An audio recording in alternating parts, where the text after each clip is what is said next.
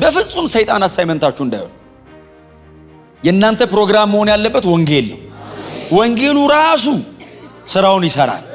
ፓወር ኢዝ ነቲንግ ዊዛውት ኮንትሮል ይላል እና ኃይል በእውቀት ካልሆነ ዲስትራክቲቭ ነው። ጉሮሮን ይቀደዋል እንጂ ምንም ለውጥ አያመጣም። በእውቀት ሲሆን ግን ቼንጅ ነው። ትዕቢተኛን ሰይጣን ምንም አያረገው። ሰይጣን ነው ትዕቢተኛ የሚያረገው። ትዕቢተኛን የሚቃወመው እግዚአብሔር ነው። ትዕቢተኞችን ይቃወማል ነው የሚለው። አየ እግዚአብሔር እጅ ላይ ያስባል፣ ሰይጣን ራሱ ይተዋል። ኧረ ይላል። ሰይጣን ራሱ ራቅ ብሎ ቆሞ ነው የሚያይ። ትዕቢተኛ ቆንክ እንዴት እንደምትቀጣ ቆሞ ነው የሚያይ ከሩቅ። ሰይጣን ራሱ ቢቀጣ እንደዛ ይቀጣህማ። ሰይጣን በጣም በትጋት የለፋው የሰራው ሽንገላ ላይ ነው። ከዘፍጥረት ምዕራፍ 3 ጀምሮ እስከ ዘንድሮ ድረስ ሰይጣን በቤተ ክርስቲያን በሙላት እየለፋ ያለው ዲሴፕሽን ነው። ዲሴፕሽን ዘፍጥረታውን የመጀመሪያው ኃጢአት እኮ የተሰራው እኮ በሽንገላ ነው። የመጀመሪያው የሰው ልጅ ጄኒውን የሆነው ንጹህ ሰው ኮራፕትድ የሆነው እኮ ተሸንግሎ ነው። በጣም ስኮላር ሊሆን ይችላል ሰው፣ በጣም የጠለቀ የመጽሐፍ ቅዱስ ዕውቀት ሊኖረው ይችላል። በጌታ ካልሆነ ይሄንን ውጊያ መዋጋት አይችልም። ቦርን አጌን መሆን አለብህ። ሰይጣን ቢወድቅም እኩይህ አይደለም። በጌታ ስትሆን ብቻ ነው የምትበልጠው። ይሄ ደግሞ በአንድ አዳር የሚሆን አይደለም ነው፣ ከጌታ ጋር ባለ ህብረት የሚመጣ ነው። ትሩ ፕሬየር በረጅም ከጌታ ጋር አብሮ በመሆን ቀጥሎ ከእግዚአብሔር ቃል ጋር አብሮ በመቆየት መንፈሳዊ ዓለም ላይ በመኖር የሚዳብር ነው ይሄኛው። ሰይጣን ጸጋዬን ይዞ ይገርማል። አድክሞኝ አድቅቆኝ አትበል። ህይወት ተበላሽቶ ወርደህ ነው ንስሐ ገብተህ ተመለስ። ከቦታ ወርደህ ነው የደከምከው። ሰይጣን ብቅ ብሎ መቼስ ይዣለሁ አይልም። ባይዝ ራሱ አዎ ነው የሚለው። ያዘ ስትል ባይዝ ራሱ አዎ ነኝ ያስኩት ነው የሚለው። ይጠቀማታል። ማይንድ ትሪከር ነው። ማይንድ ትሪከር እኮ ነው እሱ። እኛም ይመስለን ሰፈር ለሰፈር የሚዞር የሆነ ነገር እኮ ነው ይመስለን። አይደለም። ራሱን የቻለ ሌላ እኮ ኪንግደም ነው። በጣም you have to be serious። በጣም ኮንሽሱም ሰው በጌታ ካልሆነ የዩናይትድ ኔሽንስ ሴክሬታሪ ጀነራል ለምን አይሆንም? ሌሊቱን ሙሉ ሲያሯሩጦ ሊያድር ይችላል። ጉዳዩ አይደለም መሬት ላይ ያለው ስልጣን፣ ጉዳዩ አይደለም መሬት ላይ ያለው ሀብት። ሰይጣን አሳይመንቱ በክርስቶስ መሆን ነው። እንደናንተ አይነት ባለስልጣን ምድር ላይ የለም። የመጨረሻው ባለስልጣን እናንተ ናችሁ። ምንም አይነት የኑሮ ስታተስ ልትሆኑ ትችላላችሁ። እኔ አሁን ስለሱ አይደለም እያወራሁ ያለሁት።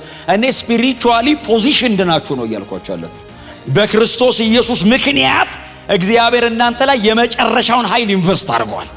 ጌታ ኢየሱስ ክርስቶስ የኔ ብቻ ነው አይደለም ያለው፣ ይሄ ስልጣን የኔ ነው አለና በዚህ ስልጣን እስከ ምድር ዳር ይደዋል። አዛዡ ይሄ ነው። ሰይጣንም እጇ ጋር አይደለም ትግል ያደረገው እዚህ ላይ ነው። ይሄንን ገልብጦት ወጣ። ሰዎችን እየጸለይን ማዳን ብቻ አይደለም፣ እኛ የቆምንበት ላይ መጽናት አለብን። ህይወታችን ተጠብቆ መቆየት አለበት። እንዴ እኔ ቦምባርድ ተደረገ ሌላውን ሰበኬ ባድን ምን ያደርጋል? በጣም ሐሳባችሁን፣ ልባችሁን፣ አይምሮአችሁን፣ ህይወታችሁን ጠብቁ።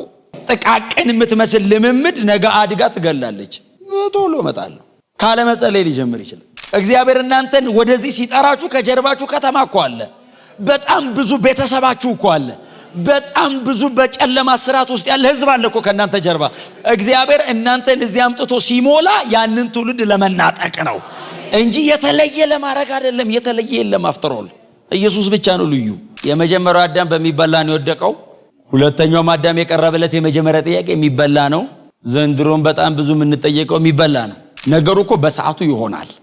እያዩት እኮ ሄደ ይላል አይደል? ኢየሱስ እያዩት እኮ ሄዷል። ይሄ ግን ቦታው አይደለም። ድንጋይ ዳቦ አርግ አላረግም አለው። 5000 እኮ አብልቷል። ቦታ እኮ አለው። እንትኑ ኃይሉን የምትጠቀምበት ቦታ አለ። በእግዚአብሔር ቃል እውነት ውስጥ ቆመ ደግሞ ስታንድ የምትይዝበት ቦታ ደግሞ አለ። አንድ ሰው ወንጀል ቢሰራ ፍርድ ቤት ሲገባ አያቅም ቢባል ተውት አይባልም፣ ታስሮ ይማራል። አለማወቅ አያድንም። 2000 ዓመቱ ነው ከተጻፈ፣ እጃችን ላይ ነው ያለው። አጥንተን ገብቶን እንደ እግዚአብሔር ቃል እንዋጋለን።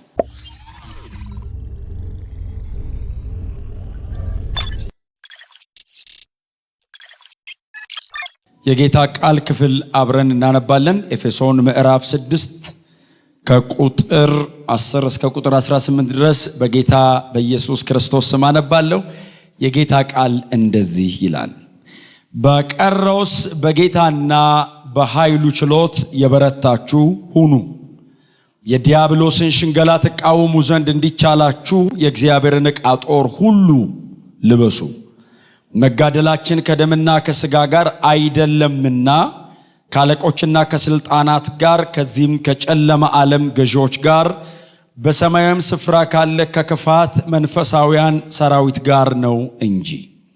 ስለዚህ በክፉ ቀን ለመቃወም ሁሉንም ፈጽማችሁ ለመቆም እንድትችሉ የእግዚአብሔርን ዕቃ ጦር ሁሉ አንሱ። እንግዲህ ወገባችሁን በእውነት ታጥቃችሁ የጽድቅንም ጥሩር ለብሳችሁ በሰላም ወንጌልም በመዘጋጀት እግሮቻችሁ ተጫምተው ቁሙ። በሁሉም ላይ ጨምራችሁ የሚንበለበሉትን የክፉን ፍላጻዎች ሁሉ ልታጠፉ የምትችሉበትን የእምነትን ጋሻ አንሱ። የመዳንንም ራስ ቁር የመንፈስንም ሰይፍ ያዙ፣ እርሱም የእግዚአብሔር ቃል ነው። በጸሎትና በልመናም ሁሉ ዘወትር በመንፈስ ጸልዩ። በዚህም ሐሳብ ስለ ቅዱሳን ሁሉ እየለመናችሁ በመጽናት ሁሉ ትጉ። ኤፌሶን ምዕራፍ 6 ከቁጥር 10 ጀምሮ እስከ ቁጥር 18 ድረስ ያለ የጌታ ቃል ክፍል ነው። አብረን ያነበብነው በጣም ተስፋ አረጋለሁ በጣም ትንሽ ቁጥር ነው ያነበብነው። 8 ቁጥር ያክል ብቻ ነው ያነበብኩት። ስለዚህ በእነዚህ በመናሳለፋቸው ቀናቶች ውስጥ እነዚህን ቁጥሮች ብቻ ነው የምናገረው ማለት ነው። መሃል ላይ አንዳንድ ቦታ ድረስ ብዬ ብመለስም በዋናነት ግን ከዚህ ክፍል ውጪ ወጥቼ ብዙ ቦታ አልሄድም። በተቻለ መጠን ለኤፌሶን ታማኝ ሆኜ እዚሁ አካባቢ ነው ብዙ የምቆየው። ስለዚህ ይሄንን ነው ደጋግመን የምናነበው ማለት ነው። ጌታ የተባረከ ይሁን። እና የኤፌሶን ደብዳቤ በተለያየ አጋጣሚ እያነሳኑ ነው አይደል? እዚህ ቦታ ላይ በተለያየ አጋጣሚ ቆላስያስንም ሮብሮ ስንማር በጣም ተጓዳኝ አይነት በጣም ተመሳሳይ አይነት ደብዳቤዎች ስለሆነ ኤፌሶንን ደጋግመን እያነሳኑ ነው። ልክ ደግሜ እንዳልኩትኝ ከቆላስያስና ከፊልሞና ደብዳቤ ጋር አንድ ላይ አብሮ 60 ዓመተ ምህረት ላይ ጳውሎስ ሮም ከተማ እስረኛ እያለ የጻፈው ደብዳቤ ነው። በኤፌሶን ከተማ ለነበረችው የክርስቶስ ቤተክርስቲያን የተጻፈ ደብዳቤ ነው። ይሄ በጣም ግልጽ ነው። ምዕራፍ 1 ቁጥር 1 አካባቢ ጀምሮ ስለምታገኙት ማለት ነው። ይህንን ደብዳቤ ጻፈልን ወንድማችን ሐዋርያው ቅዱስ ጳውሎስ ነው። እና እቺ ቤተክርስቲያንም የተተከለችው በዚህ ሰውዬ እጅ ነው አይደል? በዚህ ሰውዬ እጅ ነው፣ በሱ አገልግሎት ነው። የሐዋርያት ሥራ ምዕራፍ 19 አይደል? ምዕራፍ 18 ቆሮንቶስ ምዕራፍ 19 ይሄኛው ነው። አንዳንዴ ምዕራፎቹ ይምታቱብኛል። ምዕራፍ 19 ነው ይሄኛው። እና ምዕራፍ 19 ላይ ወደ ኤፌሶን ከተማ ገባ ጳውሎስ። በኤፌሶን ከተማ ሲገባ 12 ሰዎች ነው አይደል ያገኘው። ለወንጌል አገልግሎት ሲመጣ እንደ 12 ሰዎች አካባቢ ያገኘ። እነዛን 12 ሰዎች ሲያገኛቸው ደቀ መዛሙርት ነበሩ ይላል። ደቀ መዝሙር ማለት ከተከታይነት የዘለለ ነው ማለት ነው አይደል? ማቴቴዎ ከሆነ ኢሚቴተር ነው ማለት ነው። ዝም ብሎ የሚከተል አይነት ብቻ ሳይሆን አስተማሪውን ለመምሰል ሌትና ቀን የሚተጋ አይነት ናቸው። ስለዚህ ደቀ መዛሙርት ናቸው ማለት በጣም ዲቮሽናቸው ሲሪየስ ነው ማለት ነው። ስለዚህ ደቀ መዛሙርትን አገኘ። 12 ነበር ቁጥራቸው ይላል።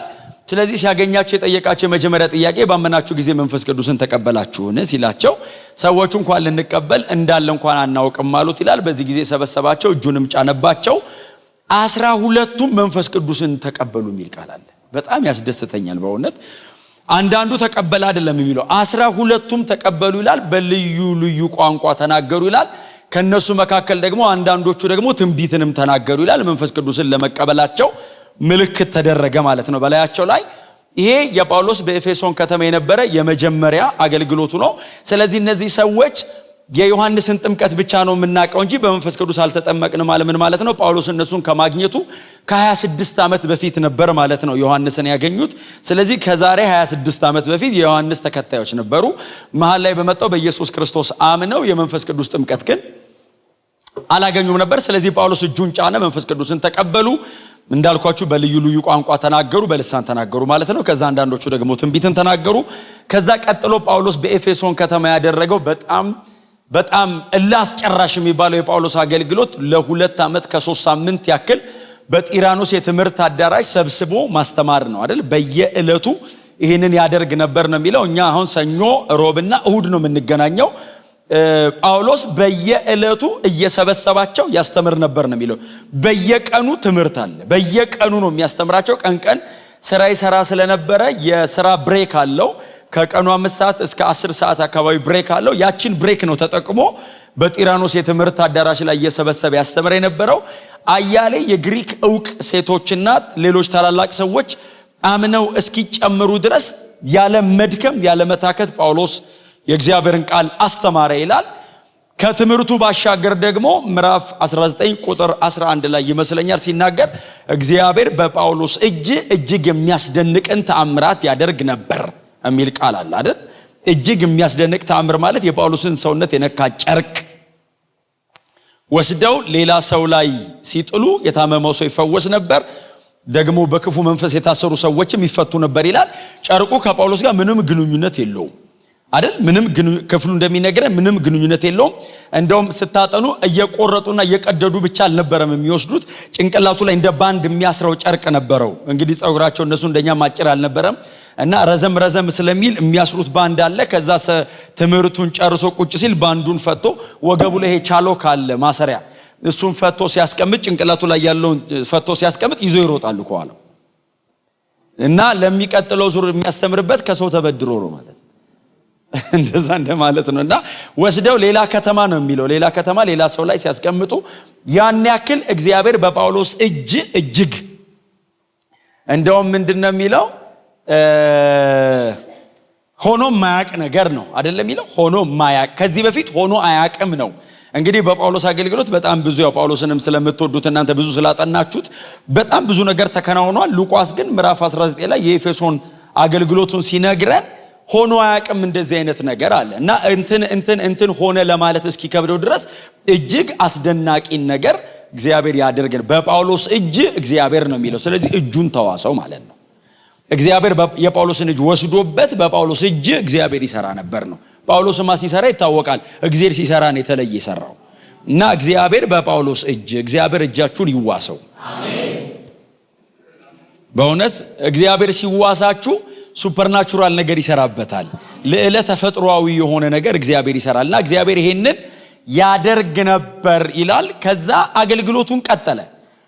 አገልግሎቱን ሲቀጥል ግን በዛ መንገድ ብቻ አልቀጠለም፣ ተቃዋሚዎች ደግሞ ተነሱበት ይላል። እዚህ ኤፌሶን ከተማ ላይ ቤተክርስቲያን ከተተከለች በኋላ በደንብ ከጸናች በኋላ አንድ በስም የተጠቀሰ ዋነኛ ተቃዋሚ ነበር።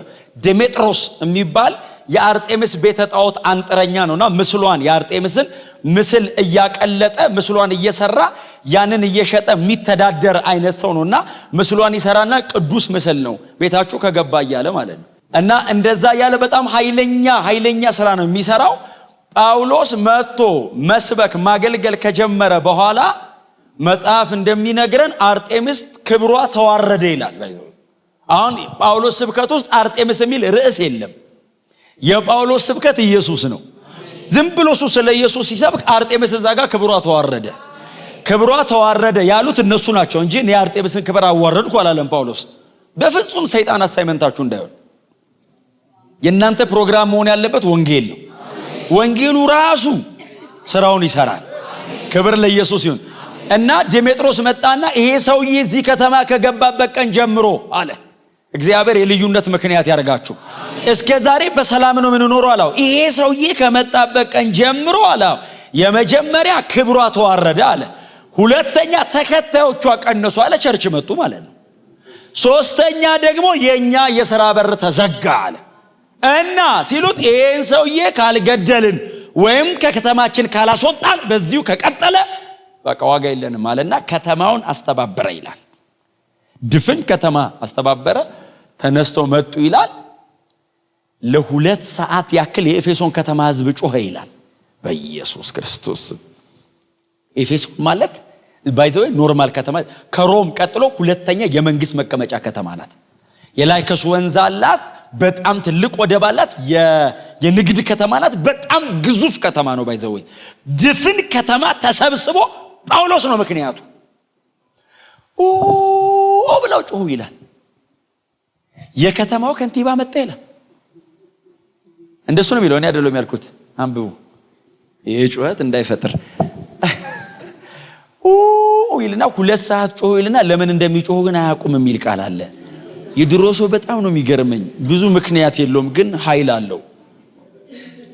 power is nothing without control የሚል አንድ አንብቤ ያለው እንትን ላይ መስቀል አደባባይ ላይ ያለ የጎማ ማስታወቂያ ነው። እንደዚህ የጨበጠ ነውና ከስር power is nothing without control ይላል። እና ኃይል በእውቀት ካልሆነ ዲስትራክቲቭ ነው።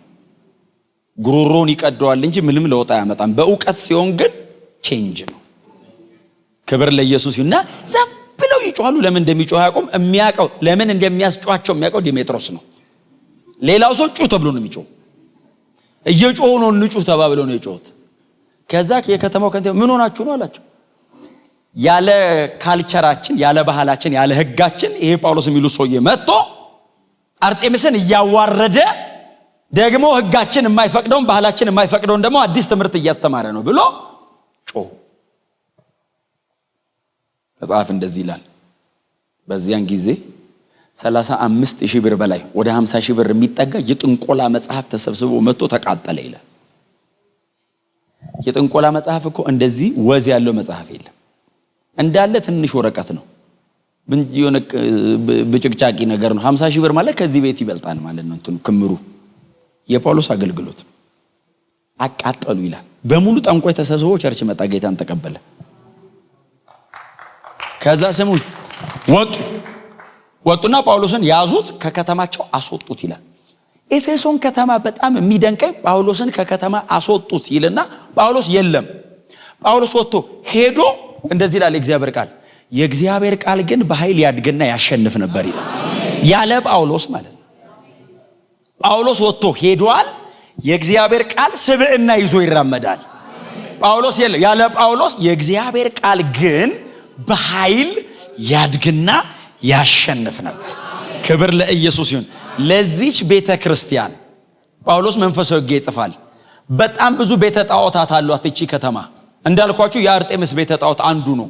ባይዘው the seven wonders ከተባሉት መካከል የዓለም ድንቃ ድንቅ ከተባሉት ማለት አንዱ የአርጤምስ ቤተ ጣዖት ነው። እጅግ በጣም ግዙፍ ነው።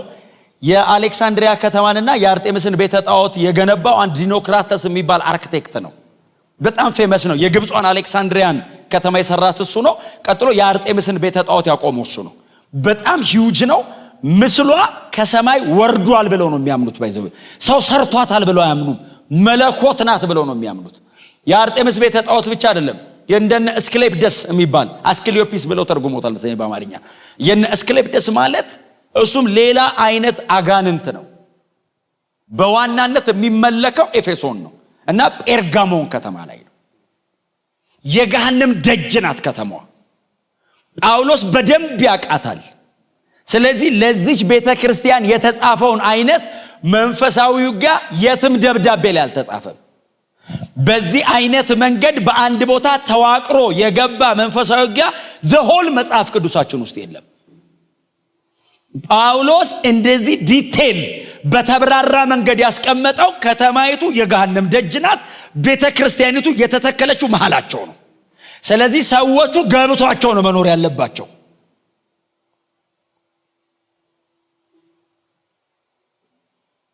እና በአጋንንት ኃይል ምትሃታዊ ነገር የሚሰራበት እስክሌፕደስ ማለት እንደዛ እኩለ ሌሊት ላይ ነው ፈውስ የሚከናወነው። እስክሌፕደስ የሚባለው ቤተ ጣዖት ውስጥ የታመመ ሰው በሙሉ ይተኛል። ከዛ ሌሊት ሊትራሊ እባቦች ይለቀቃሉ እና እየመጡ የሰዎችን ሰውነት እየነኩ ያልፋሉ። በዛ ሞመንት ነው ፈውስ ይከናወናል የሚሉት። ያን ያክል አጋንንታዊ ነው። ጳውሎስ የተጋፈጠው እሱን ከተማ ነው። እኛ በሰላም ቸርች ስለተቀመጠን እንጂ መንፈሳዊ ዓለሙ እኮ ጦርነት ነው። በጣም መንቃት አለብን። እስቲ አሜን በሉ። እናንተ ገብታችሁ ቸርች ተቀምጣችሁ ጸልያችሁ ሜዳችሁን አትዩ። ስንት ህዝብ እያለቀ ነው ደጅ። ያንን ትውልድ የሚናጠቀው ይሄ ጉባኤ ነው። በፍጹም እግዚአብሔር ብርሃን የሰጠው ለኛ ነው። አሁን ደግሞ በደንብ እንማራለን ሰሞኑን። ክብር ለኢየሱስ ይሁን። እንደነዛ የዚዮስ በጣም ትልቅ ተራራ አለ ኤፌሶን እና እዛ ተራራ ላይ በጣም ትልቅ መሰዊያ አለ። ትልቅ መሰዊያ ማንም ሰው ሲገባ ኤፌሶን ከተማ በፊት ለፊቱ ላይ የሚያየው ማለት ነው። ትልቅ መሰዊያ እና ጧት ኤፌሶን ከእንቅልፍ ሰው ተነስቶ ወደ ከተማው መንገድ ብቅ ካለ ከዛ መሰዊያ ላይ በኃይል የሚጨስጭስ ያያል። ለዚዮስ የሚሰዋ መስዋዕት ነው በየቀኑ ማለት ነው። የጁሊየስ ቄሳር ቤተ ጣዖት አለ። ቄሳር ኢምፓየር ከልት ንጉስን ማምለክ የጀመረች የመጀመሪያ ከተማ ነች። ንጉሳቸውን ወርሺፕ ለማድረግ ቤተ ጣዖት ያቆመች ከተማ ናት ኤፌሶን። የጁሊየስ ቄሳር ቤተ ጣዖት አለ። እዛ መሃል ቤተ ክርስቲያን ቆመች። ስፒሪቹዋል ዋርፌር ለዚህ ቤተ ክርስቲያን ይጻፋል። ጌታ የተባረከ ይሁን። ጳውሎስ ይህን ደብዳቤ ሲጽፈው ምዕራፍ 6 ላይ ከቁጥር 10 ጀምሮ እንደዚህ በቀር በቀረውስ በጌታና በኃይሉ ችሎት የበረታችሁ ሁኑ። በመጨረሻም ማለት ነው። በጌታና በኃይሉ ችሎት የበረታችሁ። በኤፌሶን ደብዳቤ የጳውሎስ የመጨረሻ ሐሳብ መንፈሳዊ ውጊያ እስከ ምዕራፍ 6 ቁጥር 9 ድረስ በጣም ብዙ መሰረታዊ ክርስትና ትምህርቶችን አንስቷል። በጣም የጠለቁ ነገሮችን እያስተማራቸው መጥቷል። በጣም የኤፌሶን ደብዳቤ እጅግ በጣም ውድ ደብዳቤ ነው። በእውነት ጊዜ ስታገኙ ቁጭ ብላችሁ አጥኑት። እጅግ በጣም ውድ ደብዳቤ ነው። ስለ ድነታችን በክርስቶስ ኢየሱስ በማመን ስላገኘኑ መንፈሳዊ በረከት በዝርዝር የተጻፈበት ደብዳቤ ነው። ከምዕራፍ 1 እስከ ምዕራፍ 3 በዝርዝር የተቀመጠው ይሄ ነው። አንድ ሰው በጌታ ስለሆነ የሚያገኛቸው መንፈሳዊ በረከቶች፣ ከምዕራፍ 4 እስከ ምዕራፍ 6 ደግሞ በጌታ የሆነው ሰውዬ ያለው ኃላፊነት። ስለዚህ ከኛ ኃላፊነቶች መካከል አንዱ መንፈሳዊ ውጊያን ማወቅ፣ ቀጥሎ በዚህ በቅዱስ ቃሉ መሰረት መዋጋት። ይሄ የአማኝ ኃላፊነት ነው። ስለማላቅ ተብሎ አይዳንም። አንድ ሰው ወንጀል ቢሰራ ፍርድ ቤት ሲገባ አያቅም ቢባል ተውት አይባልም፣ ታስሮ ይማራል። አለማወቅ አያድንም። 2000 ዓመቱ ነው ከተጻፈ፣ እጃችን ላይ ነው ያለው። አጥንተን ገብቶን እንደ እግዚአብሔር ቃል እንዋጋለን። ክብር ለኢየሱስ ይሁን። እና ጳውሎስ ይጽፍላቸው በመጨረሻም ይላል። እንደ ዘንድሮ ሰው እጅ ላይ ሃርድ ኮፒ የለም፣ ሶፍት ኮፒ የለም። ጢሞቴዎስ ነው የቤተ ክርስቲያኒቱ ፓስተር። ቸርቿ በጣም ትልቅ ቸርች ናት። ባይዘው በጣም ሜጋ የሚባል አይነት ቸርች ነው። ከኢየሩሳሌም ቸርችና ከአንጾኪያ ቸርች ቀጥሎ በጣም ትልቁ ቸርች የኤፌሶን ቸርች ነው። ስለዚህ ሰው በዛ ይላል እና ጢሞቴዎስ እንደዚህ ማይክ የለውም፣ በድምጹ ነው ሰብሰብ በሉ ይልና ነው ደብዳቤ ነው የሚያነበው። ጳውሎስ ደብዳቤ ልኳል ተብሎ ሁሉም ሰው ተሰብስቦ አሁን እናንተ እንደምትሰሙት ይሰማል። በመጨረሻም ይላል እስከ ምዕራፍ 6 ቁጥር 9 ሰምተዋል። ባይዘው ብዙ ተደጋግሞ አይነበብም፣ አንዴ ነው የሚነበበው። ደብዳቤው ዘዋሪ ስለነበር ሌላ ከተማ ሊነበብ ይሄዳል። አንዴ ነው የሚነበበው። የተነበበ ቀን ገብቷቸዋል፣ ሄዷል። ተከታታይ ትምህርት የለውም። አሁን በጣም ብዙ ስለሰማን መሰለኝ ካልተደጋገመ አይሆንም። ድሮ አንዴ ነው ደብዳቤ ነው፣ አንዴ ነው የሚነበበው። ከዛ ሌላ ከተማ ደግሞ ሊነበብ ይሄዳል እና የተነበበ ቀን ገብቷቸዋል፣ ኖረውታል። እና እነሱ አንድ ቀን ተነቦላቸው የኖሩትና ስናጠና የከረምነው እኩል ነው። ባይዘው ሰማይ የምንጠየቀው ጌታ ይባረክ። በመጨረሻም በጌታና በኃይሉ ችሎት የበረታችሁ ሁኑ። በጌታና ብርቱ በሆነው ኃይሉ የጠነከራችሁ ሁኑ። አዲስ መደበኛ ትርጉም እንደሱ ነው የሚለው፣ በጌታና ብርቱ በሆነው ኃይሉ ጠንክሩ። ጳውሎስ መንፈሳዊ ውጊያን መናገር የሚጀምረው ከመንፈሳዊ ስፍራ ነው። በጌታ ናችሁ ሆይ ይላል ጳውሎስ የኤፌሶን ቸርችን። በጌታ ናችሁ ሆይ። እስቲ በጌታ የሆነ እኛ መሃል በኋላ ጥሪ ያደርጋለሁ ግን የሆነ እጁን ያስደስታል። ጳውሎስ በጌታ ናችሁ ሆይ ሲል በጌታ የሚለው ቃል ቀላል ቃል አይደለም። አሁን እኛ እንደምንለው በጌታ ነው እንደምንለው ብቻ አይደለም። በቀረውስ ወንድሞች ሆይ አይደል ያለው? በጌታና በኃይሉ ችሎት አዴልፎስ ብሎ ነው የሚጀምረው። ወንድሞች ሲል አዴልፎስ ማለት ዝም ብሎ ብራዘር ማለት አይደለም። አሁን ሞጂን ብራዘር እንደምለው አይደለም። አንድ አሌክሳንደር ዘ ግሬት የሚባል የግሪክ ንጉስ ነበር እና ወታደሮች ይልክና ተዋግተው ሲመጡ ከጦርነቱ ሲመለሱ ድል አድርገን መጣን ሲሉ ማን ነበረ ድሉን የመራው ይላል። ከመካከል አንዱን እከሌ ነው ሲሉ ና ይለውና ብራዘር ይለዋል። አሸንፎ ለመጣ ወታደር የሚሰጥ ሹመት ነው።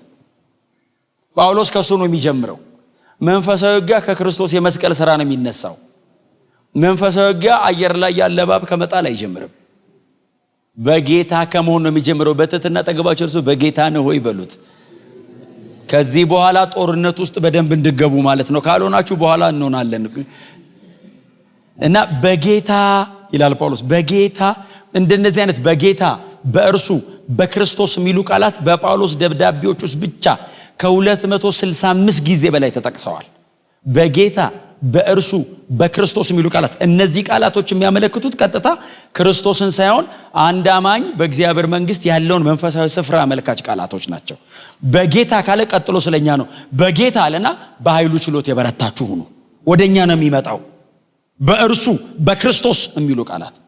ስለዚህ ጳውሎስ መንፈሳዊ ውጊያን ሲጀምር በጌታ ናችሁ ሆይ ሲል አዎነን ይሉታል።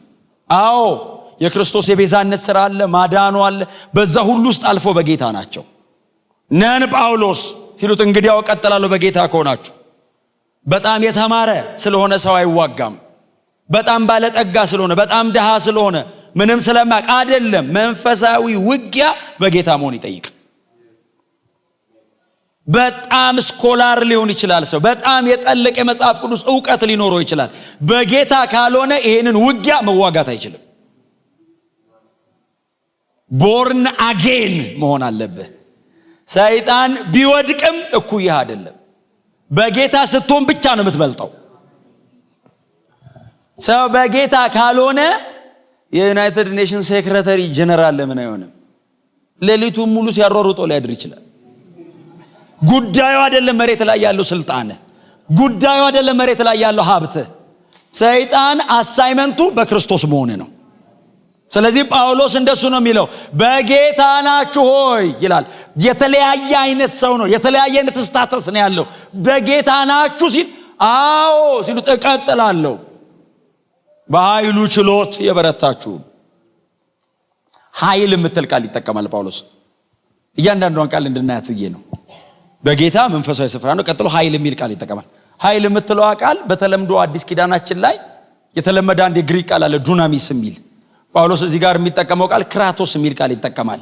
ስፔሲፊክ የሚጠቀመው ስለ ትንሣኤው ኃይል ነው።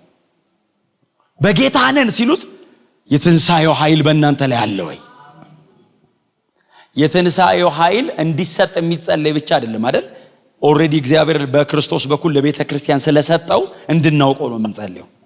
ምክንያቱም ጳውሎስ እግዚአብሔር ኢየሱስን ከሞት ያስነሳበትን፣ በቀኙ ያስቀመጠበትን፣ ከስም በላይ ስም የሰጠውን፣ ሁሉን ከእግሩ በታች ያስገዝቶ በአለቆችና በስልጣናት ላይ የሾመበትን ያንን ኃይል እንዳውቀው ጸልያለሁ። ቀጥሎስ እንድታውቁት ጸልያለሁ። ቀጥሎ ፊልጵስዩስ ምዕራፍ 3 ላይ ምንድነው ያለው? ክርስቶስንና የትንሣኤውን ኃይል እንዳውቅ እንዲሰጠኝ አይደለም አይደል ያለው?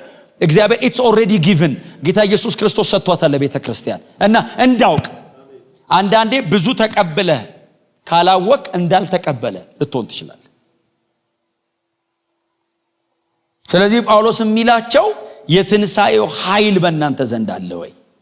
በዚህ ኃይል ተሞልታችኋል ወይ? እግዚአብሔር ልጁን ኢየሱስ ክርስቶስን ያስነሳበትን የሚያክል ኃይል በፍጥረት ታሪክ ውስጥ አሳይቶ አያውቅም። የእግዚአብሔር የመጨረሻ ጉልበት የታየው እኔና እናንተን ካፈር ሲሰራ ሳይሆን ልጁን ከሞት ሲያስነሳ ነው። በዚሁ በኤፌሶን ምዕራፍ 1 ላይ ቁጥር 19 እና 20 ላይ እግዚአብሔር ወደ ኢየሱስ መቃብር የትንሣኤ ኃይል ልኮ ያውቃል አለ ጳውሎስ። ልኮ ያውቃል ወደ ኢየሱስ መቃብር። ወደ ኢየሱስ መቃብር ይሄንን ኃይል ሲልከው ኢየሱስን በአንዴ 6 ነገር አረገው። በአንዴ 6 ነገር አረገው። የመጀመሪያ አንደኛ በቀኙ ከሞት አስነሳ ይላል። ሁለተኛ በቀኙ አስቀመጠ ይላል። ሶስተኛ ከስም በላይ ስም ሰጠ ይላል። አራተኛ መልካምና ክፉ በሆኑ መዋቅሮች ላይ ሾሞ ይላል። አምስተኛ ሁሉን ከእግሩ በታች ያስገዛለት ይላል። ስድስተኛ የቤተ ክርስቲያን ራስ አደረገው ይላል። እንደዚህ ይላል፣ እግዚአብሔር ይህንን ባደረገ ጊዜ የብርታቱ ጉልበት ታይቷል። እግዚአብሔር ምን ያክላል የተባለው የክርስቶስ ትንሣኤ ቀን ነው። ያ ኃይል በቤተ ክርስቲያን መካከል ፈሷል። አንድ ቃል ልንገራችሁ። ማቴዎስ 28:20 ላይ ስልጣን ሁሉ በሰማይና በምድር ተሰጠኝ የምትለው ቃል ተስተለቻል። ስልጣን የምትለው ቃል በሰማይና በምድር ተሰጠኝ የሚለው የኔ ብቻ ነው አላለም ኢየሱስ። ኤግዞጂያ ማለት ዴሊጌትድ ኦቶሪቲ ማለት ነው። ዴሊጌትድ ነው፣ የኔ ብቻ ሳይሆን በህጋዊ ውክልና የናንተም ነው አለ። የመጨረሻው ስልጣን የኔ ነው አለና በህጋዊ ውክልና የቸርችም ነው አለ። በዚህ ስልጣን ነው እስከ ምድር ዳር ሂዱ ያለን። ክብር ለኢየሱስ ይሁን። እንደናንተ አይነት ባለስልጣን ምድር ላይ የለም። የመጨረሻው ባለስልጣን እናንተ ናችሁ። ምንም አይነት የኑሮ ስታተስ ልትሆኑ ትችላላችሁ። እኔ አሁን ስለሱ አይደለም እያወራሁ ያለሁት። እኔ ስፒሪቹዋሊ ፖዚሽንድ ናችሁ ነው እያልኳችሁ ያለሁት። በክርስቶስ ኢየሱስ ምክንያት እግዚአብሔር እናንተ ላይ የመጨረሻውን ኃይል ኢንቨስት አድርጓል። ጌታ ኢየሱስ ክርስቶስ የኔ ብቻ ነው አይደለም ያለው፣ ይሄ ስልጣን የኔ ነው አለና በዚህ ስልጣን እስከ ምድር ዳር ሂደዋል። ስለዚህ ጳውሎስ ለቸርቿ ኮንሺየስ የሚያደርጋቸው በጌታ ናችሁ ወይ ብሎ መንፈሳዊ ስፍራ አይደለም የሚጠይቀው። እሱም ብቻ አይደለም፣ ቀጥሎ የትንሣኤው ኃይል እናንተ ዘንድ አለ ወይ ሲላቸው አዎ ምዕራፍ 1 ላይ እኮ ጸልየልናል እኮ እንድናውቀው አዎ እኛ መሃል አለ ሲሉት ሶስተኛ ለመዋጋት ነው። አሁን እነዚህ ሁሉ ፕሪኮንዲሽንስ በጌታ ነን ይሉታል። አዎ የትንሣኤ ኃይል ሲል አለ ይሉታል። ሶስተኛ እዚህ ቁጥር 10 ላይ ያሉት ብርታት የሚል ቃል ይጠቀማል። ኃይል ከሚለው ብርታት ብርቱ በሆነው ኃይል ብርታት የሚለው ቃል በውስጥ ሰውነት መለኮታዊ ጉልበት መልበስ ማለት ነው። ይሄ ከትንሣኤ ኃይል የተለየ በውስጥ ሰውነት ኢንዱናሚዮ የሚለው በውስጥ ሰውነት መለኮታዊ ኃይል መልበስ። ኢንዱናሚዮ ማለት ዳይናማይት የሚለውን እንግሊዘኛ ያገኘንበት በአማርኛ ድማሚት ነው። አዋለኝ ፓስተር በቃ ኤክስፕሎሲቭ የሆነ ሬዚስት የማይደረግ ኃይል ማለት ነው። ለመዋጋት ነው ይህን ሁሉ ጳውሎስ የሚያወራው። ሰዎቹ ነው እያኮበኮቡ ነው። የመጨረሻው ስልጣን በጌታ መሆን ነው ነን ይሉታል። የመጨረሻው ኃይል የትንሣኤ ኃይል ነው ይዘናል ይሉታል። ቸርችን እንዴት እያስታጠቃት ነው ጳውሎስ እዩት። አሁን ይሄ ደብዳቤ የተነበበለት ጉባኤ ሲወጣ ዝም ብላችሁ ሳሉት አርጤምስ እንዴት ፊቱ ትቆማለች? የመጨረሻው ስፍራ በጌታ መሆን ነው። ተቀምጠሃል። ወደፊት አይደለም የምትሆኑት ናችሁ፣ ወደ ሙላት ነው የምትሄዱት። ፉልፊልመንት ነው እንጂ ኦሬዲ እኮ አሁን ቸርች በጌታ ሁኑ እኮ አትባሉም። ናችሁ ነን በሉኝ እስቲ እንዴ ናችሁ። ጌታ ይባረክ። የመጨረሻውን ኃይል ኢየሱስ ሰጥቷል። ቀጥሎ ደግሞ ይሄ እንዱናይ በውስጥ ሰውነት ኢንዋርድ ነው ስፒሪቹዋል ነው። በውስጥ ሰውነት ነው ማለት እዚህ ፊዚካል ላይ አይደለም እያወራ ያለው ግን ስዕላዊ ነው። አንድ ሰውነቱን ቦዲ ቢልደሮች አይታችኋል። በብዙ ራሳቸውን አሰልጥነው ጡንቻ በጡንቻ የሆኑ ሰዎች ልክ እንደዛ የውስጠኛው ሰው ይሁን ነው። ለዚህ ቆንጆ ምሳሌ ራሱ ሰውየው ነው። ሰውየው ሰውነቱ ደቃቅ ነው። ድቅቅ ያለ ደካማ ነው። አይን ውስጥ የማይገባ ነው። ህመም ነገር አለበት ይላሉ። አጭር ዱዋርፍ ነው ይሉታል። በጣም አጭር ነው አሉ። ዱዋርፍ ነው ምናምን እንደው ለማየት ራሱ አይን ውስጥ አይገባም። ሰውየው አፉን የከፈተ ቀን ግን የሰው ወገብ አይደለም የቤት መሰረት ይፈታል። በጣም አደገኛ ነው። ውስጥ ያለው ሰውዬ በደማስቆ ካለ አግሪጳ በለው ማበለው በትንትኑ ነው የሚወጣው። አትችሎም። የውስጡ ሰው ኃይለኛ ነው እና ጳውሎስ የሚለው እሱን ነው የውስጡ ሰው። ይሄ ደግሞ በአንድ አዳር የሚሆን አይደለም ነው፣ ከጌታ ጋር ባለ ህብረት የሚመጣ ነው።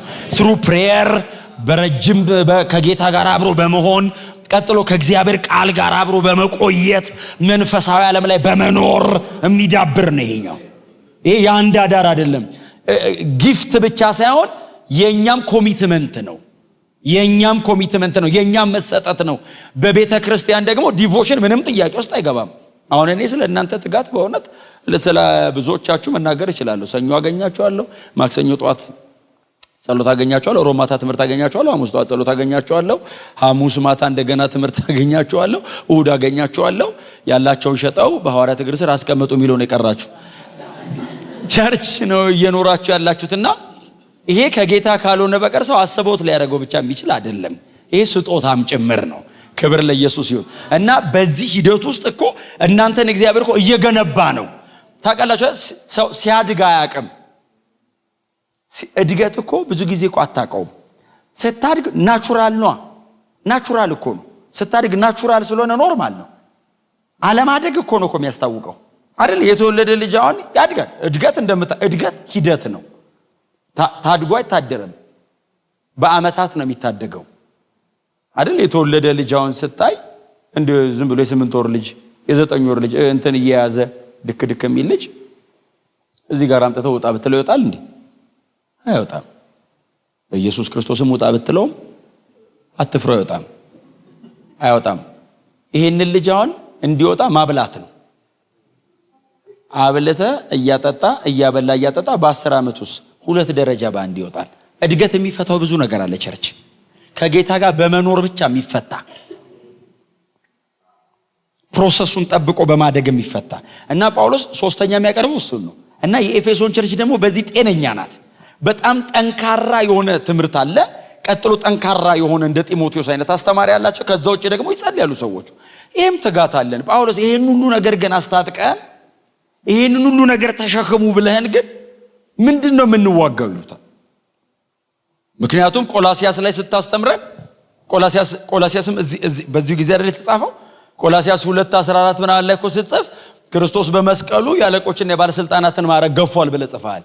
ሰይጣን ተሸንፏል ብለህ የጻፍከው አንተ ነህ። ማዕረጉ ተቆርጧል፣ መውጊያው ተነጥቋል፣ ባዶን ነው ብለህ እኮ ያስተማርከን አንተ ነህ። ምን ለመዋጋት ነው ይሄንን ሁሉ ኃይል የምንለብሰው? ይሄ ሁሉ ነገር ላያችን ላይ የተቀመጠው ሲሉት ቁጥር 11 ነው። ለዚህ መድኃኒቱ የዲያብሎስን ሽንገላ የዲያብሎስን የተንኮል ስራ አይደለም የሚለው። እግዚአብሔር ያለን ምንድነው? ለድግምቱና ለሟርቱን ያለው አፉን እናንተ ጠብቁ ነው ያለ። ዲሴፕሽን ሽንገላውን የዲያብሎስን ሽንገላ ምንድነው? ጳውሎስ ምን ጠብቁ? የዲያብሎስን ሽንገላ።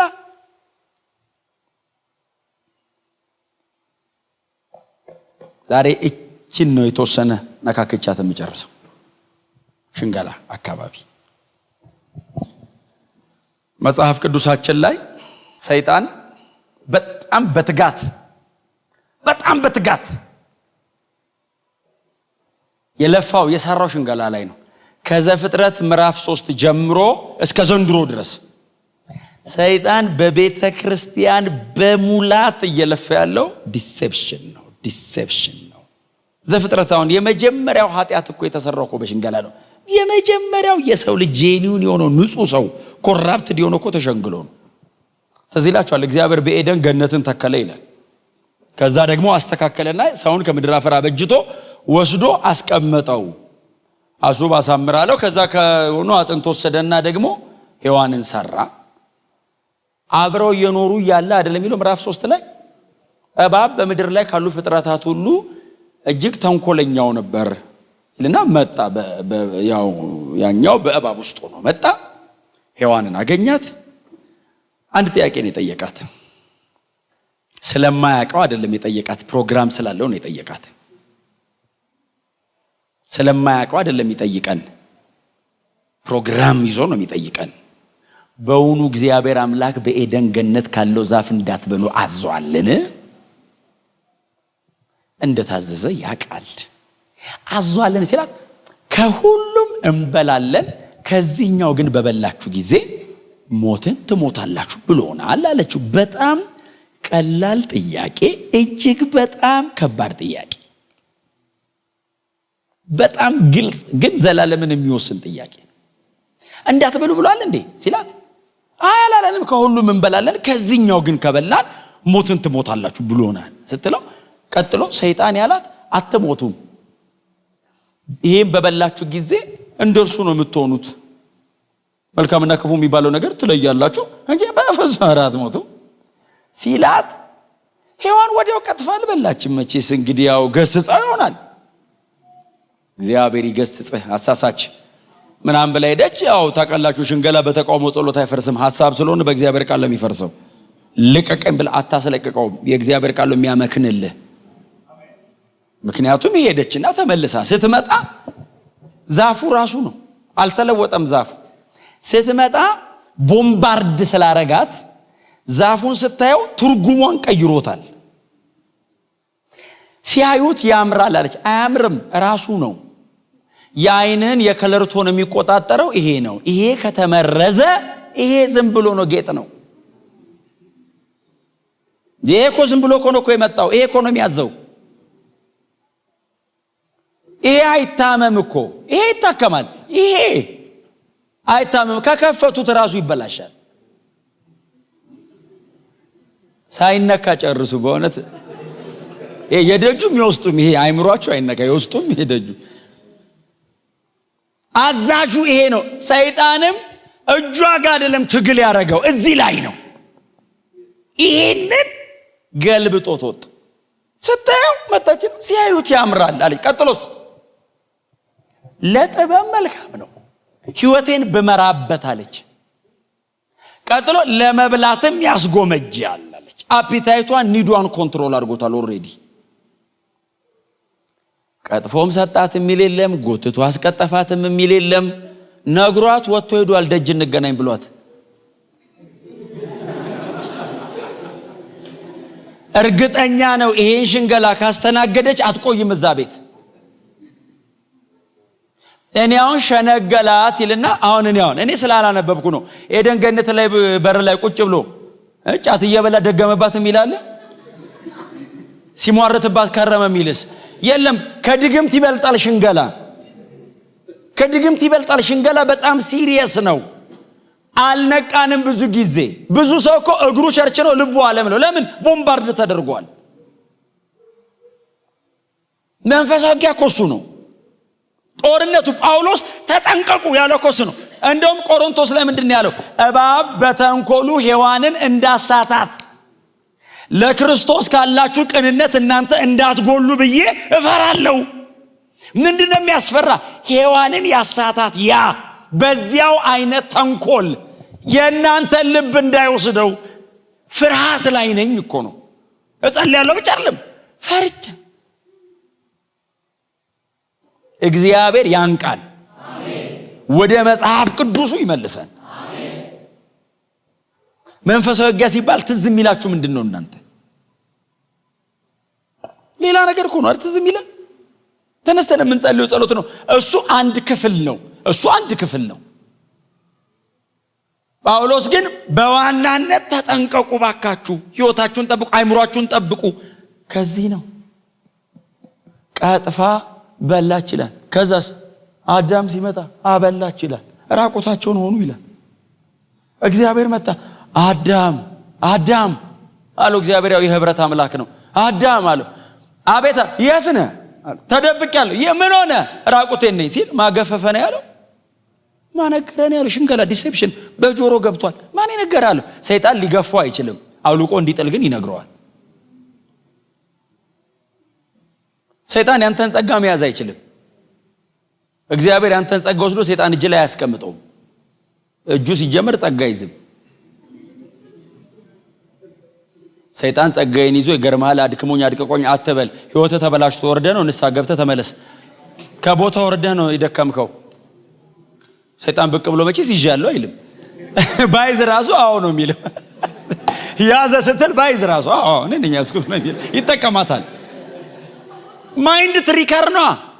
ማይንድ ትሪከር እኮ ነው እሱ። እኛም ይመስለን ሰፈር ለሰፈር የሚዞር የሆነ ነገር እኮ ነው ይመስለን። አይደለም። ራሱን የቻለ ሌላ እኮ ኪንግደም ነው። በጣም you have to be serious። በጣም ኮንሽስ ነው። ሰዎችን እየጸለይን ማዳን ብቻ አይደለም፣ እኛ የቆምንበት ላይ መጽናት አለብን። ህይወታችን ተጠብቆ መቆየት አለበት። እንዴ እኔ ቦምባርድ ተደረገ ሌላውን ሰበኬ ባድን ምን ያደርጋል? እንዴ እኔ አገልጋይ የተጣልኩ እንዳልሆነ ያለው ጳውሎስ እኮ እሱን እኮ ነው። ደክመን እንዳልወድቅ ማለት እኮ አይደለም እኮ ትርጉሙ፣ እንዳልዘረፍ እኮ ነው። you have to be serious። በጣም ሐሳባችሁን፣ ልባችሁን፣ አይምሮአችሁን፣ ህይወታችሁን ጠብቁ። እስቲ አሜን በሏ። አሜን። ጥቃቅን የምትመስል ልምምድ ነገ አድጋ ትገላለች። ቶሎ እመጣለሁ ካለ መጸለይ ሊጀምር ይችላል። ከዛ ማነገር አለው። እሷ ናት አለው። አንቺስ ማነገረሽ አላት። ያኛው ነው አለች። እባቡ ግን ስትጠቁም በሉጡ አለ። ተሰብስበው ደጅ የመጀመሪያው ሰው የወደቀው በሽንገላ ነው። እንዴ እኔ እንደው ዝም ብሎ አለፍ ብዬ ልንገራችሁ። ዘኍልቍ 14 15 ምናምን ትዝ ይላችኋል። እስራኤል የነበላም ታሪክ እንዴ ይኸውላችሁ መጽሐፍ እኮ እንደዚህ ይላል አይደል? 7 መሰዊያ 3 ተራራ ላይ ባላቅ የተባለው የሞዓብ ንጉስ በላም ለሚባለው ጠንቋይ ሰራለት ይላል። በላም ደግሞ ቅጥረኛ ጠንቋይ ነው። ፈስጋ ከሚባል ከተማ ነው የመጣው ነው ምናምን ብቻ እንደዛ ከሆነ ከተማ ነው የተጠራ አይደለም። ከአንድ ከተማ በፈስጋ ተራራ ምናምን ላይ ነው የሰራለት። በላም ቅጥረኛ ጠንቋይ ነው። በጣም ዝነኛ ነው። ነገስታት እየቀጠሩ የሚያስጠነቁሉት። የተናገርከው እንደሚሆንልህ አውቃለሁ አለው በላምን። አዎ ይሄ ህዝብ አለው ጾም ጸሎት ምሽግ የገባ ህዝብ አይደለም እኮ መቶ ከግብጽ ወጥቶ መንገዱን ያቋረጠ ያለ ሜዳ ላይ ዝርግት ብሎ የተቀመጠ ህዝብ ነው። ባላቅ እንደዚህ ነው ህዝቡ ባይዘው እንደዛ እንደሚባልለት አያውቅም። ሙሴ በመገለጥ ነው ያወቀው። ዝም ብሎ ህዝቡ ተኝቶ ባላቅ ንጉስ እኮ ነው እንደዚህ ያለው። ይሄ ህዝባው በሬ የሜዳ ሳርን እየጨረሰ እንደሚመጣ ጠላቶቹን የፈጀ ህዝብ ነው። ጦር መሳሪያ እጁ ላይ የለም። ስለዚህ እየተዋጉ ካልሆነ መንፈሳዊ ዓለም ሆኖ አቅማቸው ነው። ስለዚህ እኔም ልዋጋቸው አልሞከረም። አንተ መንፈሳዊ ዓለም ኃይለኛ ስለሆነ ና እናስቆምልኝ አለው። ውጊያው መንፈሳዊ እንደሆነ ገብቶታል ባላቅ። ከዛ በለዓምም እውነት ነው ልክ ነው መንፈሳዊ ነው እስቲ ቆይ አለው። እንደለመደው መጥቶ ቆሞ አየ። ሊራገም ሲል እንደዚህ አለ። ባላቅ አለው አቤት አለው። ይሄ ሕዝብ አለው ተዘልላ እንደተኛች እንደ ሴት አንበሳ ነው፣ አትንካው። ሴት አንበሳ እንኳን ነክታት እንዲሁም ለአደን የምትወጣ ነች፣ ባትነካው ጥሩ ነው አለው። ተዋቸው አለው። አልተዋቸውም አለው። እየመጡ እኮ ነው አለው። ጥርግ ነው የሚያደርጉኛል፣ እየጠረጉ ነው የመጡት። ከዛ ሌላ ከተማ ሌላ ተራራ ላይ ወሰደው። ቆይ በዚህ ጋር ዝግ ነው አለው። እስቲ ሌላ ክፍተት ይኖራል ብሎ ወሰደው። ሲወስደው እንደዚህ ያለና አንድ በጣም እንወዳት ጠቅሳለች። ማንም ሰው ነው የሚጠቅሳት ጧጧ በተለይ በያዕቆብ ላይ ድግምት አይሰራም ምናምን ባይዘው በለዓም ነው ያለው። በለዓም ነው እውነቱን ነው። በእስራኤል ላይ ድግምት አይሰራም በያዕቆብም ላይ አስማት አይሆንም። ምን ማለት ነው? ከዚህ በዚህ አትሰብረውም አለው። አጥሩን በድግምት በመዋርት ምናምን የምትገለው አለው። ይሄንን ህዝብ አትችለውም አለው በድግምት እና አይሰራባቸውም አለው። ተገጥመዋል ላያቸው ላይ ዙሪያቸው አምላካቸው አለ። ቆይ አረ እንዳትለቃቸው። በዛኛው በኩል ሲወስደው ትንቢት ተናገረ። እስካሁን እንትን ነው እየተከላከለ ነው። አሁን ትንቢት ከዚህ ህዝብ ኮከብ ይወጣል አለው። የሞዓብን ራስ ይቀጠቅጣል አለው። ይፈጫዋል ሲለው ቀጥሎ ባላቅ እንደዚህ ያለው እማትረገማቸው ከሆነ አትመርቃቸው አለው። ምክንያቱም ይሰራላ እንዴ ካልረገምካቸው ምን አስባረከ ታዲያ? ዝም ብላ አትሄድም አለው። ወደ ቤት ይፈጫዋል አለው። ይኸውላችሁ በድግምት በሟርት በምናምን ምንም ያልሆነ ህዝብ በአንድ ቀን 24,000 ሰው እኮ ሞተ ከእስራኤል ህዝብ። በምን አዲስ ኪዳን ላይ ያሉ ጸሐፊዎች የጻፉልን የበለዓም ትምህርት ዲሴፕቲቭ ነው። ሰውየው ቆነጃጅት በመካከላቸው ላክና በኃጢአት እንዲወድቁ አርጋቸዋል።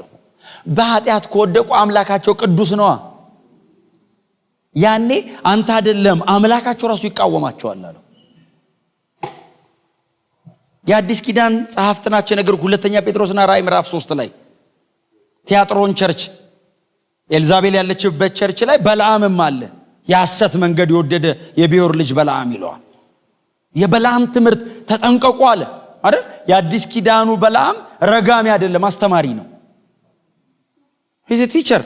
የአዲስ ኪዳኗ ኤልዛቤል እኮ አስተማሪ ናት። ከትምህርቷ ካልተመለሳችሁ እኮ ነው የሚለው ቲቸር ናት ነው።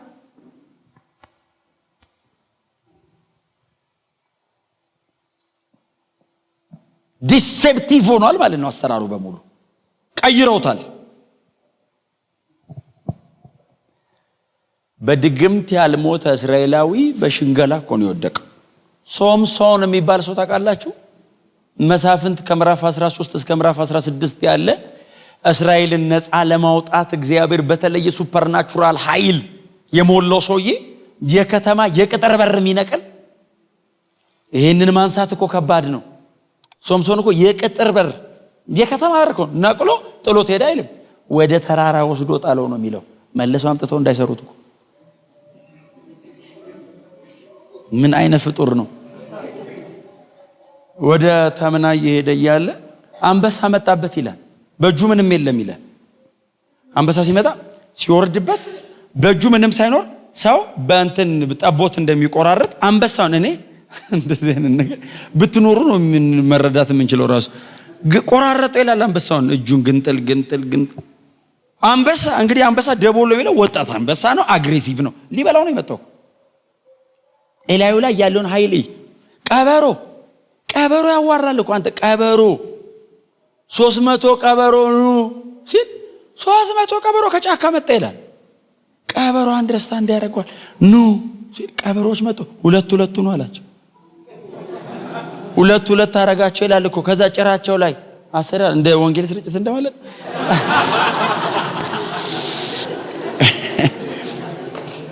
ሁለት አድርጎ ወደ ፍልስጤም እርሻ ላካቸው ይላል። ወደ ፍልስጤም እርሻ ሲልከው አንድም ቀበሮ ወደ ጫካ አልሄደም።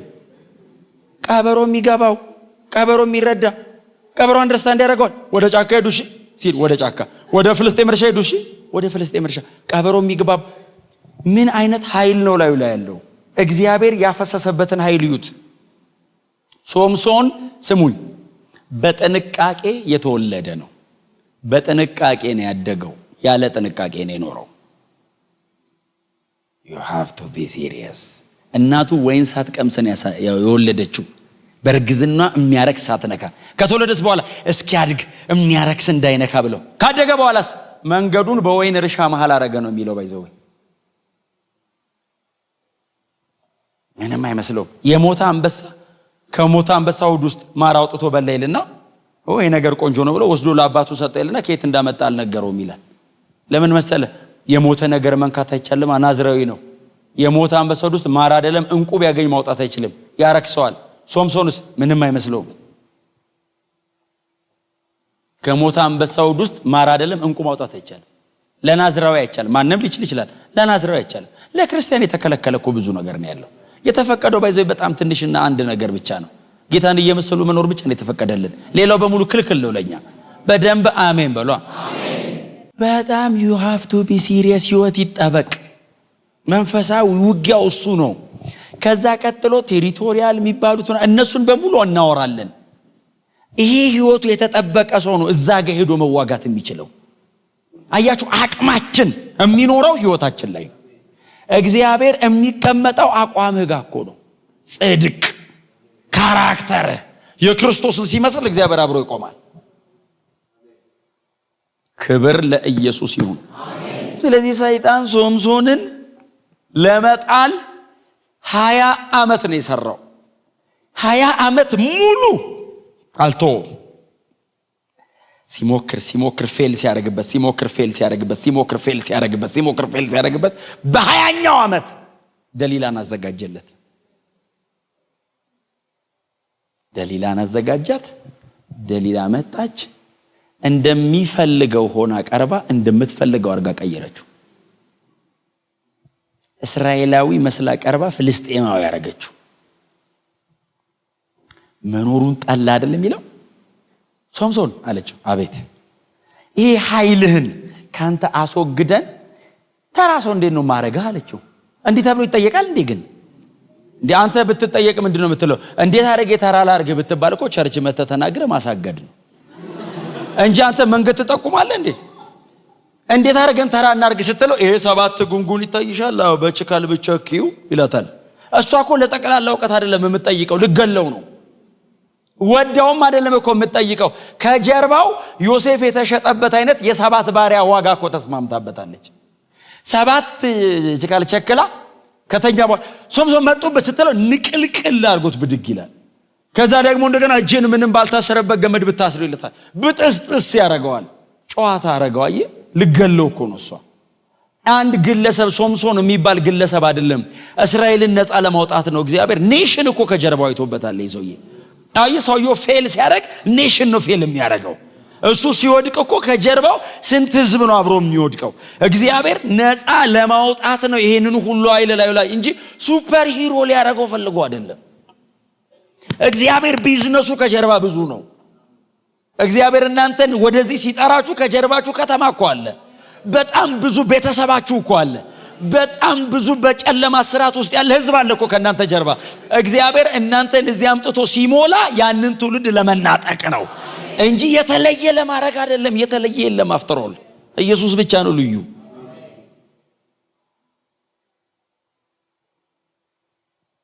መጨረሻ ላይ መኖሩን እስኪጠላ ነዘነዘችው። አትወደኝም አለችው። ቃል በቃል እንደዚህ ነው ያለችው አይደል? መሳፍንት 16 ላይ አትወደኝም አለችው። ብትወደኝማ የልብህን ትነግረኛለህ። አትወደኝም ስትለው የልቡን አውጥቶ ነገራት። እኔ ናዝራዊ ነኝ አላት።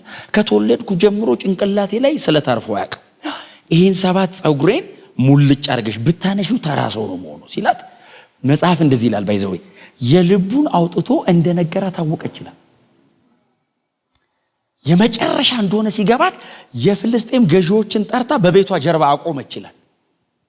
ከዛ ተኛና እጁን አስራ ላጨቱ። እሷ አይደለች መላጨችው፣ ጠርታ ሙልጭ አርገው ላጩትና ቀሰቀሰች። ሶምሶን መጡ የእስራኤል የፍልስጤም ገዢዎች ስትለው ብድግ ሊል ሲል እንደ ወትሮ መስሎት የሚል ቃል አለ። ሲነሳ አልቻለም ይልና አንድ በጣም የሚያስፈራ ቃል አለ። እግዚአብሔር ከርሱ ሄዶ ነበርና ይላል። ዋው! ሶምሶን ብዙ ቀይ መብራት ጥሷል። አንድ መብራት አይደለም ያለፈው፣ በጣም ብዙ መብራት ጥሷል። ከዛ ፍልስጤማውያን ያዙትና የዳጎን ቤተ ጣዖት ወፍጮ እንዲፈጭ አረጉት ይላል። እስራኤልን ነፃ ለማውጣት የተሰጠውን ኃይል የዳጎን ቤተ ጣዖት ወፍጮ ፈጨበት። ዲሴፕሽን በጣም ሲሪየስ ነው። አንድ ነገር ብቻ ልንገራችሁ ይብቃኝ።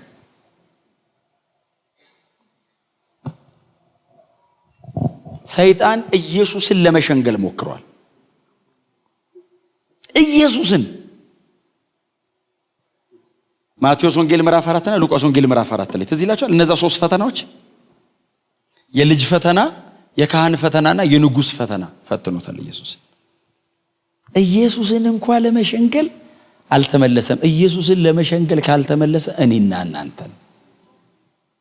ስለዚህ ኮንሺየስ ነው። አሜን ነው።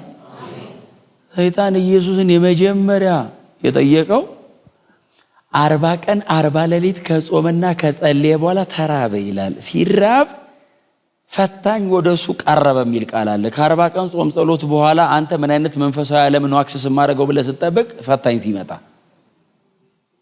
አጥንት ላይ ቆዳ ተጣብቆ ረሃብ ከረሃብ አልፎ ማለት ነው። 40 ቀን ያለ ምንም የጾም አለ እዚህ ውስጥ አይኖርም። ቢኖር በጌታ አቀፍ ነው የሚሆነው። እንዴ ምግብ አይወስድም፣ ፈሳሽ እኮ አይወስድም እኮ ምንም እኮ አይወስድም። አየር ብቻ ነው የሚለው እኮ ምንም እኮ አይወስድም። ምንም ሚል እኮ አያርፍም። ከ27 ቀን በኋላ መሰለኝ እኔ እንጃ ቆይቷል በጣም ካነበብኩት። ከ27 ቀን በኋላ መሰለኝ ከሰውነት ውስጥ ያለ ገዳይ ነገር በሙሉ ይወጣል እና ሰውነት በጣም ሶፍት ነው የሚሆነው። ከ40 ቀን ጾም ጸሎት በኋላ ሰው ቢበላ ይሞታል። እንደ ልጅ ነው የሚሆነው። ባይዘው ረሃቡ ብቻ ሳይሆን መብላትም ነው የሚገል። ዳቦ አርገው ያለው እኮ ሊገለው ነው እንጂ ኃይልን አሳይ ብቻ አይደለም። ቀይሮ ቢበላም አይችልም ሰውነቱ። የእግዚአብሔር ልጅ ከሆንክ ይሄን ድንጋይ ዳቦ አርግ አለው። ቀስ ብሎ ነው የጠየቀው። የመጀመሪያው አዳም በሚበላ ነው የወደቀው። ሁለተኛው አዳም የቀረበለት የመጀመሪያ ጥያቄ የሚበላ ነው። ዘንድሮም በጣም ብዙ የምንጠየቀው የሚበላ ነው። የመጀመሪያው አዳም ሁለተኛውን የመጠየቅ ዕድል አልነበረውም። በመጀመሪያው ወደቃ። ይሄኛውንም የእግዚአብሔር ልጅ ከሆንክ ድንጋዩን ዳቦ አድርግ ማለት ማቴዎስ 3:17 ላይ እኮ በእርሱ ደስ የሚለኝ የምወደው ልጄ ብሏል አብ። ልጁ ነው ያለው። አንድ ነው ጥያቄው፣ ውስጡ ሁለት ነው። የመጀመሪያው አይደንቲቲ ነው፣ ልጁ ነው ወይ ነው። ቀጥሎ ሁለተኛው ደግሞ ርቦታል፣ ኒድ ነው። የእግዚአብሔር ልጅ ከሆንክ ድንጋዩን ዳቦ አድርግና ብላ ሲለው አይ ጌታችን እኮ የተለየ እኮ ነው በእውነት። እኛ ብንሆን መሬቱ ላይ ጭነን ነው የምንጸልየው። አንተ ድንጋይ፣ አንተ መሬት፣ እኔ እግዚአብሔር ሰው 40 ቀን ጾም ይብላል። አይለወጥም። አትታገሉ። ሽንገላ በዚህ መንገድ አይመለስማ። ጌታችን እኮ እያስተማረን ነው። እሱ መቀየር ምድር ብሎ የጠራት እኮ እሱ ነው። ዳቦኝ ቢላት ዘንድሮ ዳቦ ላይ ነበር የምንሄደው። ይችላል፣ ችሎታ አይደለም። ሽንገላ ላይ ሮያሊቲን ሳይሆን ሎያሊቲ ነው የምትጠቀመው። የእግዚአብሔር ልጅ አይደለም። በጣም ዋይዝ ሆነ እንደ እግዚአብሔር ቃል ነው የምትሄደው። እና እስቲ ዳቦ አርግ ሲለው ኃይሉ አለው። ግን እኔ ዳቦ እያረኩ አልኖርማ። ለኔ ነው ፍለጋውን የሚተውልኝ።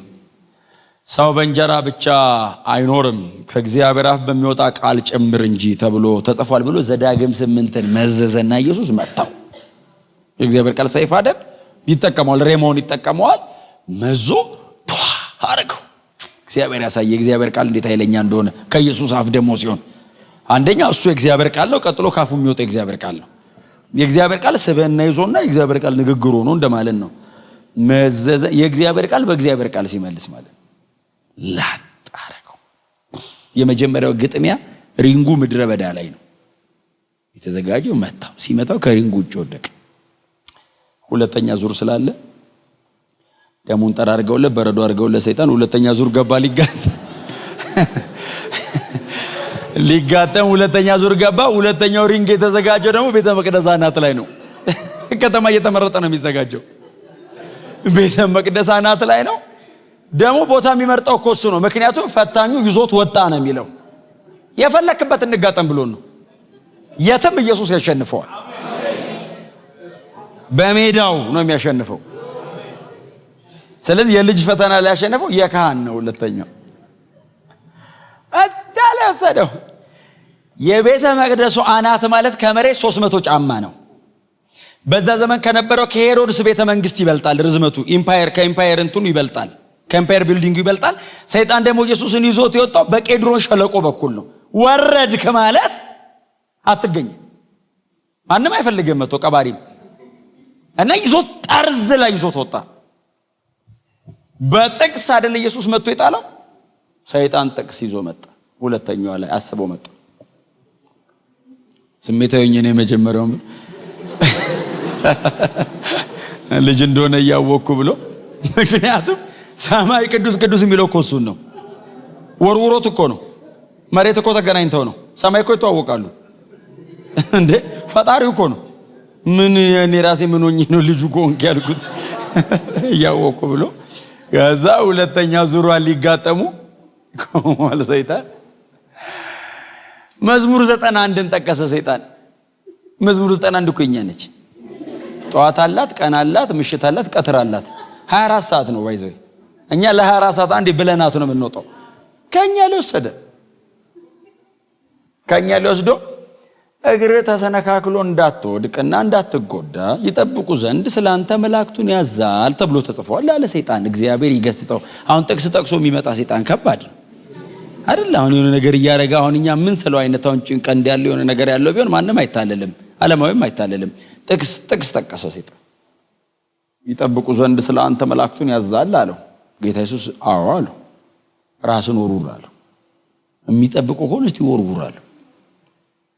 ነገሩ እኮ በሰዓቱ ይሆናል። እያዩት እኮ ሄደ ይላል አይደል? ኢየሱስ እያዩት እኮ ሄዷል። ይሄ ግን ቦታው አይደለም። ድንጋይ ዳቦ አድርግ አላረግም አለው። 5000 እኮ አብልቷል።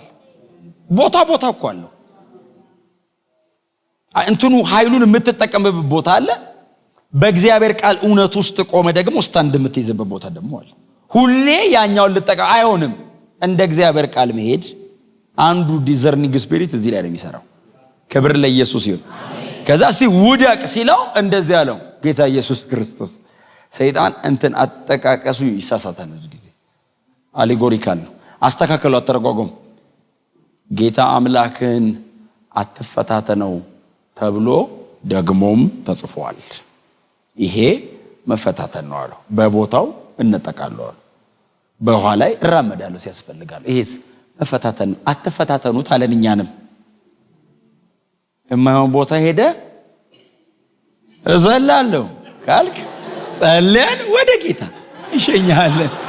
እንሸኛለን።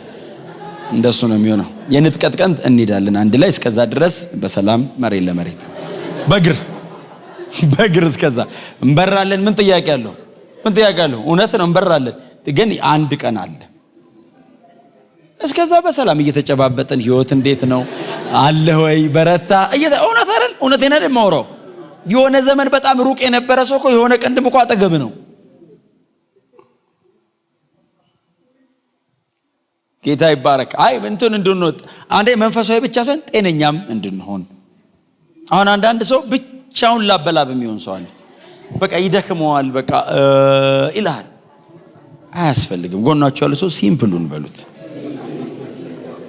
የሚተናነቀው ሰው አለ። ምን መሰለ አፈና አረገኝ ይላል። ምንም ሰው በሌለበት ብቻውን ነው የሚታፈነው። ሙቀቱ ከውስጥ ነው። ቀዝቀዝ በሉ። ሰይጣን ብዙ ጊዜ የሚመታው ሲምፕሊሲቲ ነው። ፕራይድ ነው የሚከተው ሰው ውስጥ። በጣም ሲምፕል አይመስልም? አሁን ገዳይ ነው፣ መርዝ ገዳይ ከእግዚአብሔር ባይዘወይ ትዕቢተኛን ሰይጣን ምንም አያረገውም። ሰይጣን ነው ትዕቢተኛ የሚያረገው። ትዕቢተኛን የሚቃወመው እግዚአብሔር ነው። ትዕቢተኞችን ይቃወማል ነው የሚለው። አየህ፣ እግዚአብሔር እጅ ላይ ያስበዋል፣ ሰይጣን ራሱ ይተዋል። ኧረ ይላል። ሰይጣን ራሱ ራቅ ብሎ ቆሞ ነው የሚያይ። ትዕቢተኛ ቆንክ እንዴት እንደምትቀጣ ቆሞ ነው የሚያይ ከሩቅ። ሰይጣን ራሱ ቢቀጣ እንደዛ ይቀጣህማ። ግን ጌታ ኢየሱስ ክርስቶስ ጌታ አምላክህን አትፈታተን ተብሎ ተጽፏል ሲለው ይሄኛውን እዚህም ላይ ድል አረገው። የመጨረሻና ሶስተኛዋን እሷ ልንገራችሁና እንጸልያለን። የመጨረሻዋ ላይ በተራራ አናት ላይ ወሰደው ይልና እጅግ በጣም ከባድ ፈተና ነው ይሄኛው። የዓለምን መንግስታት ከነክብራቸው አሳየው። በጣም ከባድ ነው። ዌልዝ የሀብታቸውን ክብራቸውን በሙሉ አሳየውና እንደዚህ አለው፣ ለምወደው ነው የምሰጠው አለው። እግዚአብሔር ይገስጸው ሰይጣን። ኢየሱስን እንደዚህ አለው፣ ይሄን የምሰጠው ለምወደው ነው አለው። ኢየሱስን አስባችሁታል? እንዲህ ሲሸነግለው ለምወደው ነው የምሰጠው ይሄንን አለው። ምን ማለት ነው? ያው እንድትቀበለኝ አለውና ለምትወዱት መቼስ ብዙ ነገር በነፃ ነው። ለምወደው ነው የምሰጠው አለና ወድቀህ ብትሰግድልኝ 3 ዓመት ለፍተ ያን ሁሉ ሲቃይ ተሰቃይተ መስቀል ላይ ምናምን ብለህ ሲቃይም በልተ ከምታድናቸው ማንንም በሌለበት አንዴ ስገድልኝ፣ ገና ደቀ መዛሙርትም አልመረጠም ብቻውን ነው። አንዴ ስገድልኝና በአቋራጭ ለምን አልሰጠህም አለ። ባይዘወይ ለእኔ ተሰጠኝ ነው ያለው። የኔ ነው አለው። ጌታ ኢየሱስ ያንተ አይደለም አላለውም ባይዘወይ። ምክንያቱም ጌታ ኢየሱስ ክርስቶስ እኮ ራሱ ያለው ምንድነው? የዚህ ዓለም ገዢ አይደል ያለው። እኔ ተመልሼ እስከመጣ ያለውን ሥርዓት የሚመራው እሱ ነው እኮ ነው። እና ለእኔ ተሰጥቶኛል አለ። ይሄ ሁሉ እንድሰጠው ውደቅና ስገድልኝ ሲለው ኢየሱስ አይገርምም? ስገድልኝ ሲለው አንተ ፈጥሬ እኔ እኮ ፈጣሪ ነኝ አላለው። ጥንቃቄ ሆኑት ኢየሱስን እንዴት ኮንሸስ እንደሆነ ይቱ ኢየሱስን በጣም ኮንሸስ ነው። ከእግዚአብሔር ቃል ውጪ ወሬ የለው። ለጌታ ለአምላክ ስገድ እርሱንም ብቻ አምልክ ተብሎ ተጽፏል ሲለው መጽሐፍ እንዲህ ይላል፣ ፈታኙ ከእርሱ ሄደ። ከዛ ኢየሱስ በክብር ወደ አገልግሎቱ መጣ። ከዛ በኋላ ነው ወደ ቅፍርናሆም ምኩራብ ገባ ይላል። ልክ ምኩራባቸው ሲገባ አጋንንቶች ይጮሁ ጀመር። አርክ ኤንጅሉ ነው አድል አድርጎት የመጣ። አያችሁ፣ ይሄኛው ማለት የቀደመው እባብ ነው፣ አዳምን የፈተነው ማለት ነው። ይሄኛው እሱን ድል አረገው። የመጀመሪያው አዳም ወድቋል፣ ይሄኛው አዳም ድል ነስቶት መጣ። ክብር ለኢየሱስ ይሁን። ስለዚህ ሽንገላን ሰው ቢያስተናግድ ሊሆን የሚችለው ምንድነው የሚለውን እሱን አብረናይና ከዛ መንፈሳዊ መዋቅሮችን እናያለን። ክብር ለኢየሱስ። ስፒሪቹዋል ሃይራርኪስ እና እነዚህ አለቆች ስልጣናት የሚለውን ደግሞ እንገባበታለን። ኔክስት ዊክ ግን ሽንገላን በደንብ እንዘጋዋለን። በደንብ ከኢየሱስ አንፃር ከአዲስ ኪዳን ሰዎች አንፃር በደንብ አድርገን እንዘጋዋለን። ለዛሬ የሰማኑን በልባችን ያቆየልን፣ ሕይወት ቃል ያሰማልን፣ መንግስተ ሰማይ ያወርሰን።